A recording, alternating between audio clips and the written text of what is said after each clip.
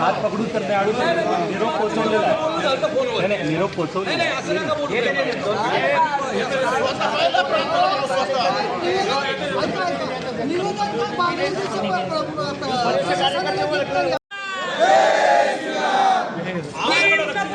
कड़वा